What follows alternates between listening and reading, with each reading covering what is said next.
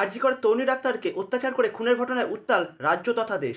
তারই মধ্যে একটি ছবি প্রকাশ্যে এসছে, যেখানে দেখা যাচ্ছে আরজি করের প্রাক্তন অধ্যক্ষ সন্দীপ ঘোষের উপস্থিতিতে তারই কেবিনে সঞ্জয় রায় নামে এই সিভিক ভলেন্টিয়ার কেক কেটে কিছু একটা সেলিব্রেট করছে। আমরা সবাই জানি আরজি কর কাণ্ডে অভিযুক্ত এই সিভিক এখন প্রেসিডেন্সি জেলে। অন্যদিকে টানা 14 দিন ধরে সিজিওতে জিজ্ঞাসাবাদ করা হচ্ছে প্রাক্তন অধ্যক্ষ সন্দীপ ঘোষকে। তার বিরুদ্ধে হাসপাতালে আর্থিক দুর্নীতি সহ একাধিক অভিযোগ রয়েছে। এছাড়াও সিভিক ভলেন্টিয়ার সঞ্জয় রায়ের বিরুদ্ধে রয়েছে ভুরি ভুরি অভিযোগ। এমনকি সিবিআই আরও জানিয়েছে যে প্রভাব খাটিয়ে সঞ্জয় রায় কলকাতা পুলিশের ব্যারাকেও থাকতো। এত কিছুর পরে আমার মনে অনেকগুলো প্রশ্ন জাগছে। এক, একটা সিভিক ভলেন্টিয়ার সঞ্জয়ের এত প্রভাবের পিছনে কার হাত রয়েছে?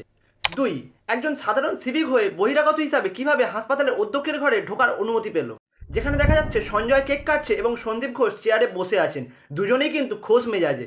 একজন সাধারণ সিভিক হয়ে কোন ক্ষমতায় অধ্যক্ষের সঙ্গে বিশেষ মুহূর্ত কাটাতে পারে? তাহলে সন্দীপ ঘোষ আর সঞ্জয় রায়ের মধ্যে সম্পর্কটা কতটা ঘনিষ্ঠ ছিল?